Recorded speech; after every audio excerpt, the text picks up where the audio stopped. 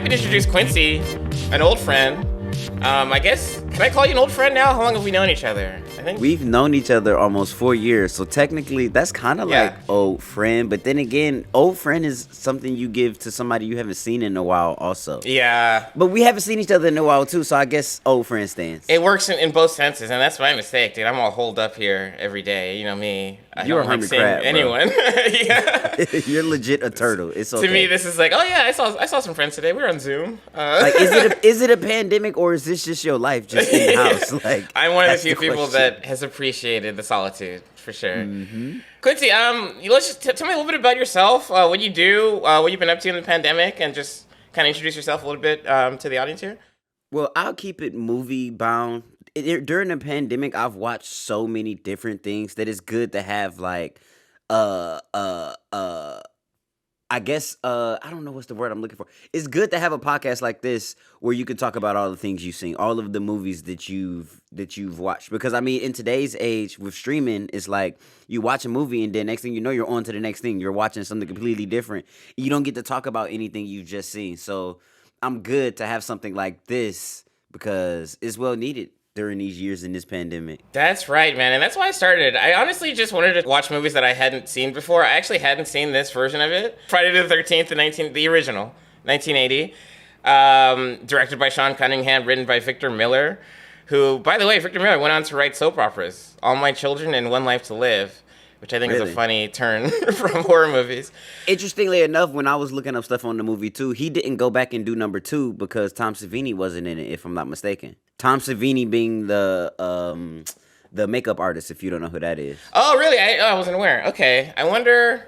Well, he sucked his morals then. I wonder if the second one dropped off. And that's actually what I was going to ask you, is what's your relationship with horror movies? Where does this rank in your personal pantheon? Like, when it comes to scary movies, this probably was like one of the first few scary movies that I've seen as a kid because it was, I guess, not low budget or low quality, but I don't know why we had this scary movie at our house and why I was able to watch it as a kid. Like, it was just that blockbuster that day. Yeah, like I was legit 7 or 8 years old watching Friday the 13th and a bunch of other scary movies at the time because I guess I just grew up in a household where they didn't care about me seeing blood and guts and gore and like sex scenes and stuff. That's about the only thing my parents cared about, me seeing sex scenes. Like if we watched the Freddy and Jason movie or any of those movies, like, all right, cool, we got the killing, that's fine. But as soon as they start having sex on TV, mom was like, oh no, you can't see this. No sex scenes for you, but Kevin Bacon getting stabbed in the neck, that's all good. I know, yeah. That's for sure. That's a great jump scare, and we'll get there soon. It is funny, there's probably as many sex scenes as there are like kill scenes in this movie, so it does fall right in between the two. Well, the sex scenes were crucial in horror movies back then. Like, you didn't have a good horror movie if you didn't have a sex scene or somebody getting killed right after sex. Like, you have to do it. Why do you think that is? Is sex scary? Is it, or I think maybe it's you're most vulnerable while you're naked, while you're intimate, and then it's like that's the exact moment that you don't want to get stabbed through the throat. Exactly. Nobody is more comfortable than after a nut. You get a nut, and then like everything in your mind is like completely gone. It's like who cares about bells the world? And whistles. Yeah, it's like heaven. You're in the clouds. You ain't thinking about nothing. You're very unsuspecting, and then next thing you know, somebody's about to come murder you. So it technically does make a lot of sense to do it. Like, it makes so much sense. It's the antithesis of post-nut clarity is running for your life. Let's go through it. Let's go through as best we can, scene by scene. And feel free to jump in as we go here. But I want to talk about it. It opens up. I want to talk about the beginning. It opens up at Camp Crystal Lake in 1958. And there's a bunch of kids sleeping. It's like a sleepaway camp. There's kids sleeping in beds. There's a lot of suspenseful music. There's kids singing hymns by the fire. And then upstairs, there's 2 kids that sneak away and they start getting it on. You know, they start. Yo, hold on, wait. The hymns by the fire part though, Yeah. because like I'm sitting there watching. I'm like, these kids are singing Hallelujah, Yeah. and then she's like, bro, like, come on, I'm trying to shag. I'm trying to let's get into something right after we sing this Hallelujah song. It reminded me of like a sleepaway Christian camp where kids like dry hump and say that they didn't have sex. They weren't going to dry hump. They were going to be the hibbity dibbity. That's right. Which, you know, cue the suspense music. This is a log cabin. One thing I noticed is this is a nice cabin. Like, Yeah. horror movie aside, I would Airbnb this place. I would definitely, like, pick a weekend in the summer and just try and for have sure. some time to myself. I'm a camper, so I'm with the shits on. Oh, this the whole campsite look good, and if you want to know something, the campsite is still up and running to this day. They use like an actual campsite. That's why everything looked real good and was well taken care of. It's a Okay. real campsite over in, I think, Jersey, if I'm not mistaken. As a camper, and I'm glad you brought that up because there's a scene not too far from the opening of the movie where they're intense and there's like some fear that Jason is trotting around and maybe there's some nefarious action going on. Have you ever slept overnight at a camp? How scared do you get in person, like of a bear or of really anything that might interrupt your peacefulness?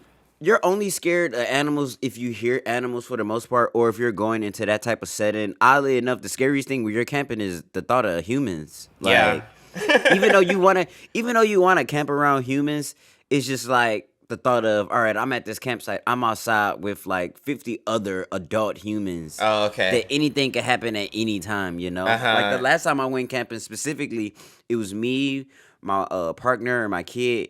And the campsite probably had that. It was a big campsite, but it was only about 2-3 other campers there. So we had pretty much the whole campsite to ourselves at night.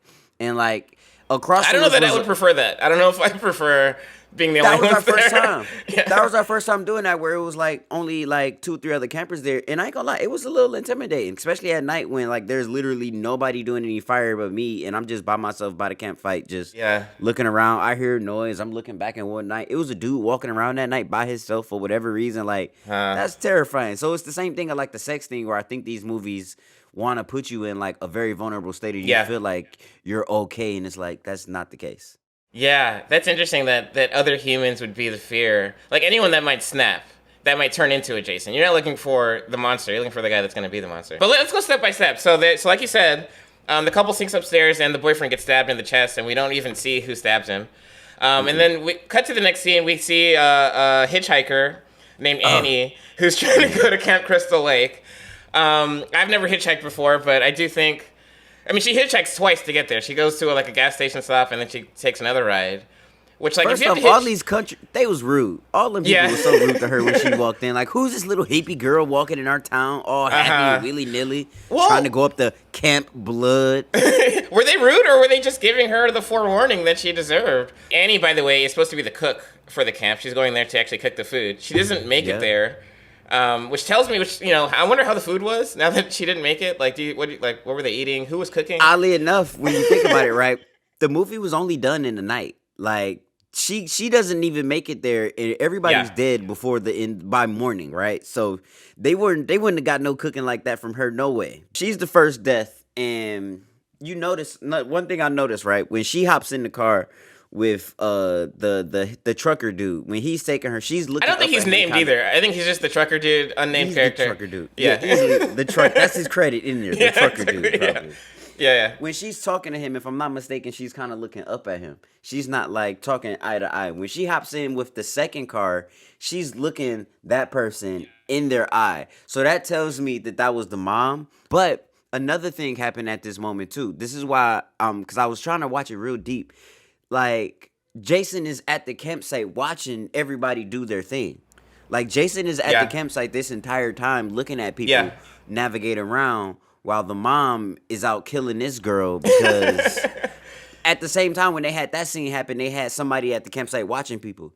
And one thing when I was doing like a little bit more research, the music always came on kind of like Jaws when somebody was about to get killed or something was about to happen. And every time somebody was watching, because you know how scary movies do, they try to always make it seem like somebody's eyes is on you. So yeah. Jason was at the campsite watching the whole time while Mom Dukes was chasing people, running through the woods. Partners in crime. So I don't know. So maybe Jason's the muscle and the mom is the brains. Although the mom does act like the muscle later in the movie, and we'll get there. We'll get to some of her escapades. But so she does get her throat slit very early in the movie, which I think is a nice touch. I'm watching a horror movie. Don't make me wait too long to see what happens. Okay, so then we cut to the camp itself, and that's when we meet Kevin Bacon, a young Kevin Bacon, who I think this is his first major project. I think young Kevin Bacon was a decent looking young man. You can see why they cast him. Yeah, I get A it. lot I of get it. like frolicking around the campsite, a lot of like smiling, a lot of sex. And a lot of sex, and I will say when you look at all of the characters, Kevin Bacon was the only one to make it big after the movie was done. Like he's the one face you remember. He's the star Yeah. of like the future star of all of the movies. I was thinking about that too. I'm not an actor, nor do I want to be, but like, would you take sort of a slasher horror movie as your first big role, with the foresight of like, this might just put me on the map, and like I can do the movies I want to do later on? Or I'm sure some actors pass on this, and who knows what happened to them. Or, but so yeah, good on him. I think a lot of actors would do it, especially in their beginning. But I don't even know if this was his first one because Kevin Bacon had did Animal House around the same time, and that was a really big movie back then. Yeah, Somewhere around that time, Kevin Bacon was getting a little bit more popping because you remember Young Faces was the thing back then. Yeah, and now I'm looking up his IMDb. I wonder which came out first. Mm-hmm. Or maybe he taped them around the same time, but this is one of his first credits. Definitely. Yeah, he did Animal House in 1978. Yeah, so he was making his move already. So we're at the camp, and what I did like about this, horror side is like there's a lot of civic pride at this camp. They're chopping down trees together. They're like painting outposts. They're fixing rain gutters. I'm like, oh, this is really nice. But then it's like, so we meet a couple. What are their names? Alice and Steve. I don't know if they're a couple. Steve, I think, just wants to bone Alice. I think that's the same thing. I was picking up what he was putting down. He was trying to make sure she didn't go back to California. He's like, give me another chance. She's like, I'm out of here. This is weird. And Steve runs the place, right? Steve's like the owner trying to get everything together. Steve's the owner, and this leads me to another point. Are they being compensated? Are any of these campers making any money at this place? Because they're obviously upkeeping the camp. They're doing like hard physical labor. Steve is just telling them what to do.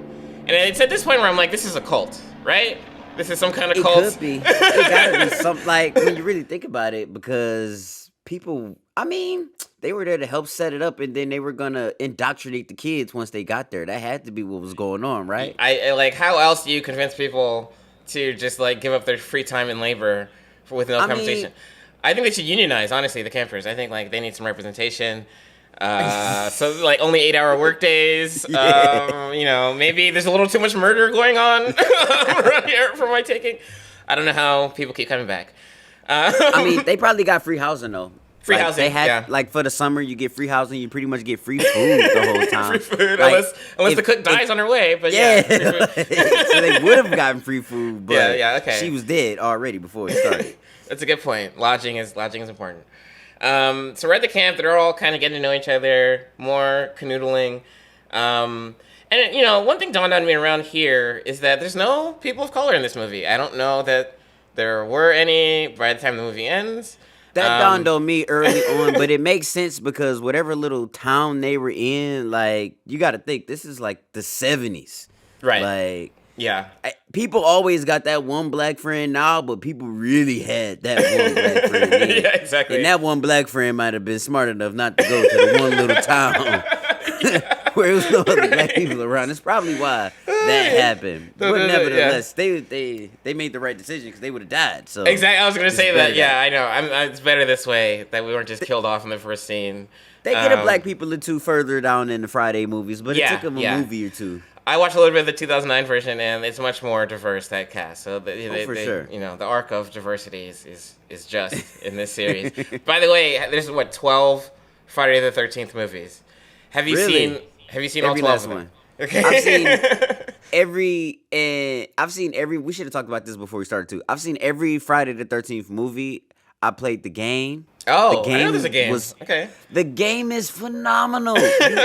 You're either a camper trying to escape camp and Jason, or you're Jason. And your job as Jason is to murder them in any Jason way possible. You're smashing head. And you can pick 4 different Jasons, because a thing about Jason, right? The first one wasn't Jason, it was his mom. The second one was Jason, but he didn't have a hockey mask. He had a hacky sack over. Like, he looked like a KKK member killing people in a jumpsuit. Well, full circle on the cult, yeah. Yeah, I know, right? So he just had like a face mask on, and then in the third one is when he got the hockey mask.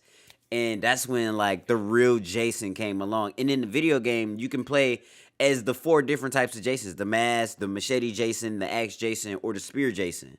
Spear Jason. So when he got the mask, that's when he found himself. That's when he knew, he went to therapy. He's like, this is who I am. This is what I should I'd be looking say like. after dying the second or third time and then coming back is when he really got it. When he was brought back, and then you got like Jason. Like Jason 2 is just Jason. Like that's a human Jason. At least after like the second or third Jason, you really have actual natural superpower Jason because he's been killed and brought back to life at this point, compared to just being a dude with mental disabilities who's just really, really strong. I wonder how Jason would stack up against other villains. And I'm looking up the Texas Chainsaw Massacre, and I'm not a horror guy. I'm trying to figure out what that character's name is. Leatherface. Leatherface don't got supernatural powers like that. He just got a He's chainsaw. really strong? Okay. Yeah, it's like Texas Chainsaw Massacre is like a killer with a gun. Like if you're a serial killer in a horror movie with a gun, can't nobody really beat you. That's all Texas Chainsaw Massacre is. He's big, running with a chainsaw. What you gonna do against that? There's you can't do nothing against it. So he's not undead. I thought that he took a lot of damage in a few of these, and that like he was kind of impenetrable. Not impenetrable, but like he would just withstand stuff that would normally kill people. But you're saying that it's really the weapon that keeps him alive, and he's just... It's the weapon that keeps him alive, and then he's kind of like Jason, where he does have like them strong attributes, where he's like a kind of a really strong person, but he doesn't need that to stay alive because he has the final denominator, like the equalizer, as they like to call it. Yeah. Okay. And then the other thing, so this kid was picked on, and obviously, like, whoever parental figure should have been around when he was swimming around and drowned were not doing their job. So I don't have a lot of empathy, but I guess it does kind of speak to being an outcast as a kid, and like that seems to be the theme. Even when he's resurrected, is that like, well, he's still this monster. I guess I don't know. Maybe he is a monster. But I wonder what point they were trying to make with like this kid has some disabilities and this is his fate. That makes me think of it a little bit deeper too, because like if he didn't drown. Like, if Jason is still alive, then the mom was tripping the whole entire time. Why are you so mad? You got your son at home. Like, you're literally able to see. We're not seeing ghost Jason. This is an actual human. So, your son didn't even drown. You're just a sociopath who mad that this was allowed to potentially happen. Yo, she's the true antagonist. Weren't there other steps you could have taken to rehabilitate him into society versus like, all right, I'm going to just massacre everyone that comes into this town? Like, I don't know. Could you have gotten some treatment? She just couldn't deal with the fact that how her baby looked, and she had to take it out on the world. You birthed a kid that looked like that. You can't be mad at everybody else. I know. Like, that's you did that. Look in the mirror. Look in the mirror. So, all right, fast forward back to Kevin Bacon saucy scene, because we got to get more into these killers, right? Yeah, okay, yeah, so perfect. So Kevin Bacon, I guess, I don't know if this is upstairs, but this is in a bedroom in the camp, on the campsite, and he's in bed. I guess like in between pumps, I don't know, sometimes you have sex and you take a break and then maybe you have more sex. I think this is the period we're in. Round 2, they're young. We're 29. We're on round 2. We're on the tail end of our round 2, yeah, exactly. bro. Yeah, he's like he can do 2-3 rounds because he's a teenager, bro. It's different back then, man. He had a lot of stamina, obviously, until So his girl, she goes to the bathroom, I think, or the kitchen, and he's laying in bed smoking a joint. Which there's a few things in this movie that tell me that like this to me feels like anti-Dare or like Dare propaganda. Like if Dare made a movie, it would be kind of like this. People die after having sex, after smoking weed. Are these bad? Are you saying that these are bad things? They were sending signals. I think they were sending signals. They had to be, right? Yeah, because he literally lights a joint and is like totally enjoying himself, laying back on the bed, and then that's when we see an arrow puncture through his neck. And a very cool scene, very, very gory. Like, growing up as a kid, I thought that was one of my favorite kills growing up. I thought that was crazy to just be sitting there, laying there, because it's another... the sex part isn't even the most unsuspecting thing. He's laying in the bed just relaxing at the end of the day. Anybody, any one of us could be doing that. And who's under the bed? True. The fucking boogeyman ready to stab you in your throat. And it was wild. I always thought that was one of the coolest scenes. But on the weed tip, Yeah. They don't call it weed in there. I caught that. They call it grass. He wasn't smoking Okay. weed. He was Smoking smoking grass. that grass. And if you know anything about grass, it was some trash Right. grass. I know. Because This it's is a- 1979. It's Uh-huh. that backyard boogie, that Yeah, original yeah. that he was smoking on. Marginally getting high at the time, and like honestly, maybe that's the worst way to go. Is that like you're not even some flight, you know? It's not even like probably didn't even kick in yet. He's probably coughing. Right? Got a headache. Got a Like headache. his throat was hurting. I know, at your absolute lowest moment. So Jason did him a favor because his throat was really, really dry from smoking that Reggie. Jason- he stabbed him in the throat. Jason's just like he's like pro gas. He's like he's not smoking gas, so like I gotta put him out. Another thing, like I said, I'm watching to see, okay, is this the mom killing? Is this Jason killing? Because they want you to think that the mom is doing all the killing. So much so that when you look at the hand that grabs, and it's never a woman that actually does the killing in the real life. They said that it was the makeup artist's assistant, so obviously it's never her, but they want you to think it's her. So I'm looking, the hand grabs him by the forehead and pokes him in the throat, and he has like a plaid shirt on. So I'm like, okay, is the mom gonna have that plaid shirt on? She has the plaid shirt on under her sweater. Oh, but nice. obviously, I still think it's Jason doing all these killings, because how the hell somebody just posted up under the bed, just ready to go, and then gets from under the bed, because after he gets murdered, he goes and kills the woman. He goes and kills the girl he just got done having sex to. Yeah. That's So- interesting. I wonder too. Jason's a pretty tall guy. It's a pretty small bed. Like I feel like you might see some legs sticking out, or like maybe as you're bouncing on the bed, like this feels different. Yes! I hear He's breathing huge. under there. Yeah, he's a big guy. Huge, and you know he breathes hard. Yeah, There's no way yeah. he's not. There's no way he's down there not breathing like that. You know, and then He's probably beating his meat under the bed. he probably was. Under the bed. I know. But then again, team effort. It wasn't. Maybe it was the mom that killed them. She's smaller. She could fit under the bed. That makes more sense. And then when the girl gets killed, is Jason. But I don't know how is Jason, right? Because when she gets murdered, she's getting ready to take a shower and clean up. No, she uses the bathroom. Yeah. And she hears something in the shower, so she goes to the showers. Which, mind you, like the showers in cabins, usually like the showers in the back, the bathrooms is here. So like it's a good 20, 25, maybe 30 yards of worth of cabin that she has to walk through just to get to the back to the showers, right? So when she's looking through the showers, like I heard something and it's nothing back there. How does 6'5" Jason walk through an entire wooden cabin? Yeah, no on creaks. wooden floors, no creaks. It's raining outside really hard. Yeah, I true. mean, I guess that's True. probably one way she might not have heard because it's raining so hard. But that I'm just saying that to go like if he was walking, you would have heard squishes. Yeah. She didn't hear that. That's a theme in this movie. There's a lot of like, and this didn't happen in this instance, but there's a lot of like, what's that sound? Let me go investigate it. I wonder. It's probably not the first movie to use that trope, but it is a lot of like, maybe just don't investigate everything, or you know, if you do, where's the weapon out of these campsites? Yeah.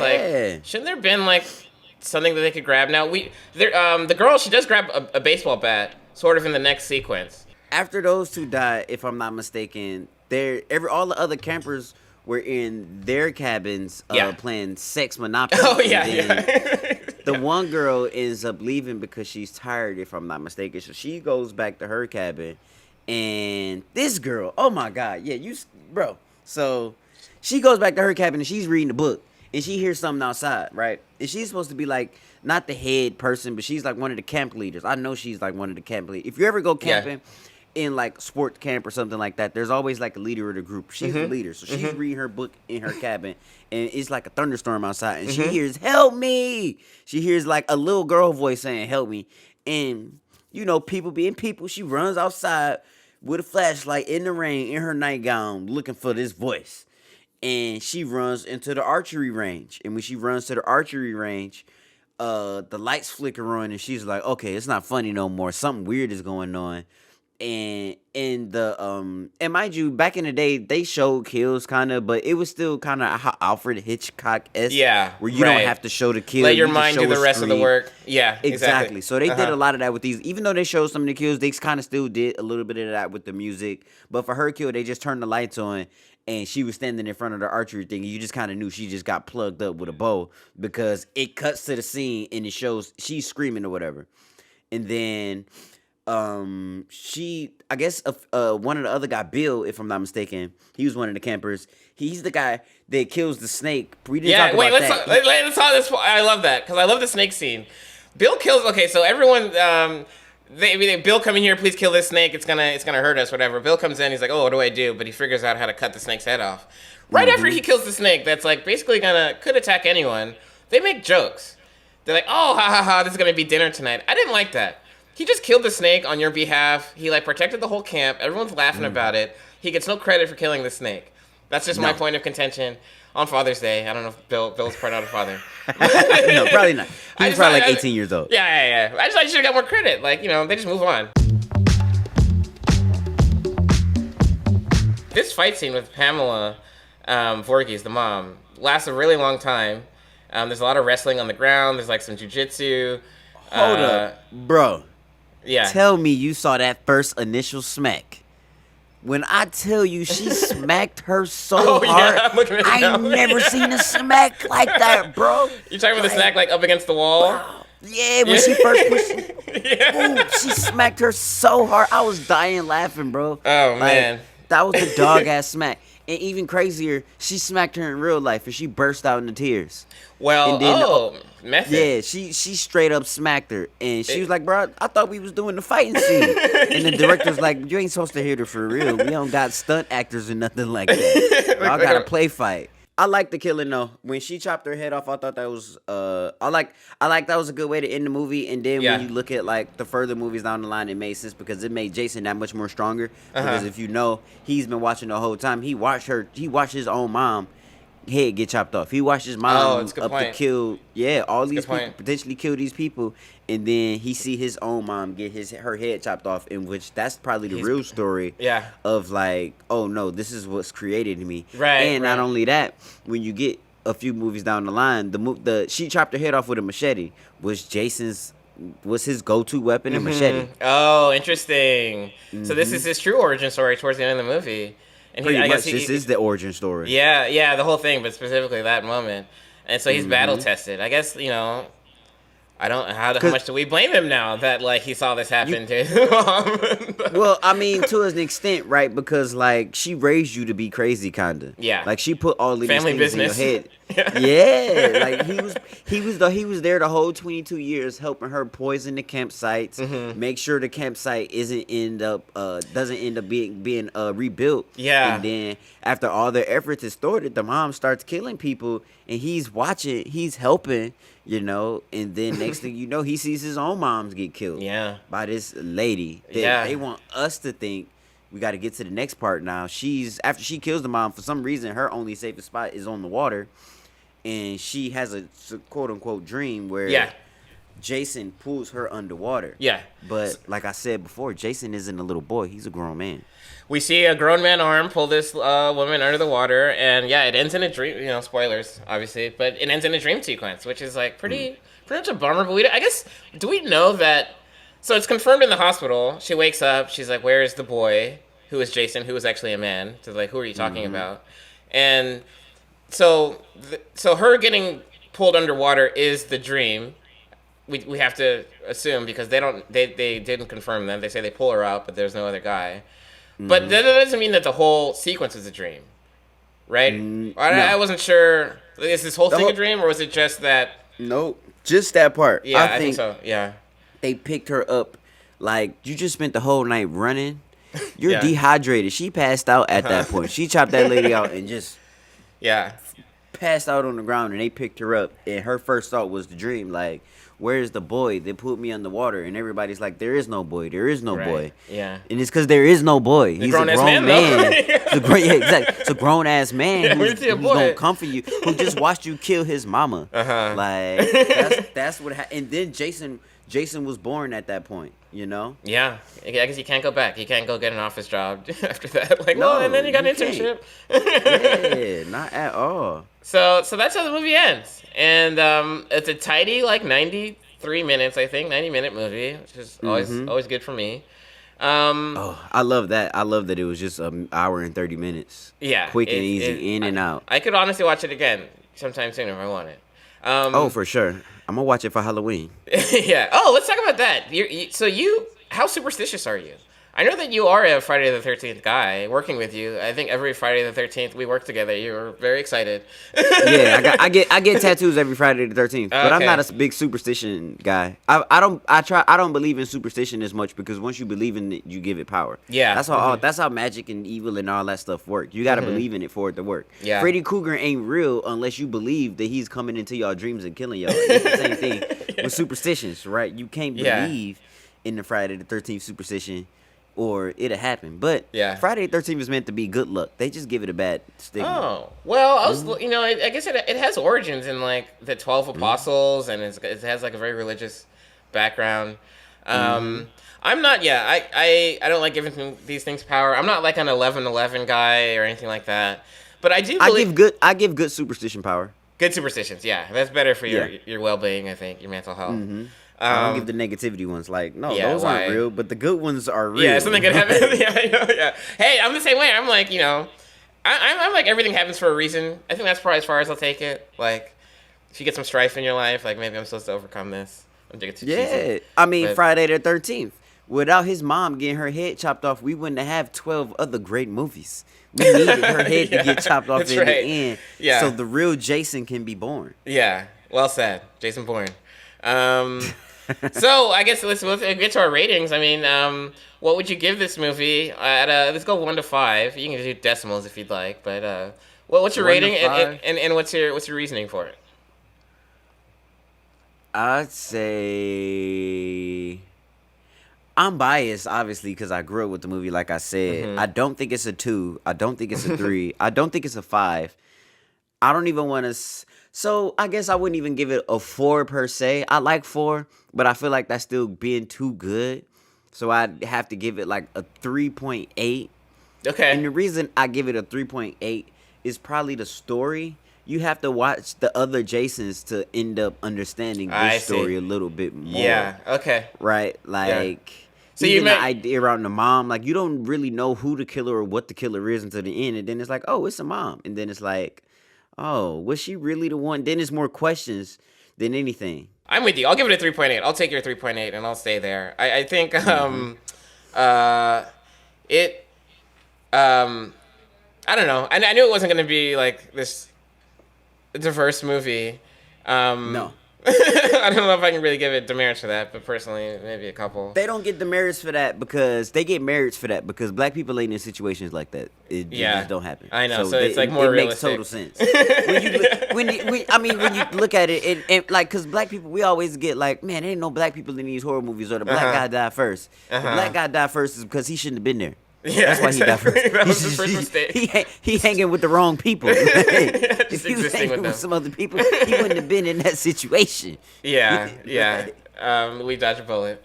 But good movie, and I'm glad I watched it. It's like, I guess it's a cultural touchstone, and it's one that you should just be aware of how these stories start. It's probably good for those screenwriters out there that are looking to make a movie like this. This is probably like one you should pay attention to, and again, a tidy watch. I'm here for any really quick watches. Are my favorite. Yeah, for sure. Quincy, thank you for joining me. Thank you for joining me on the inaugural Screen Meeting podcast. Appreciate it. Thanks for having me. Oh, it's my pleasure. Tell the people where they can find you, what you're working on, just what you got going on, and how to keep in touch with what you're doing. My name's Quincy, as you already know. You can follow me at Quincy Richard on Instagram, and I think Twitter as well. That's RASHARD, because people don't be knowing how to spell stuff, so I'm gonna spell it out for you. The stuff I'm working on, I got a bunch of podcasts I work on, help edit. I'm not on them, but I work in proximity to them. You know, we got What Did I Miss? We got UFC Unfiltered. And then we got some more news and even more news if you like news stuff. And yeah, I'm about to go enjoy this Father's Day. All right.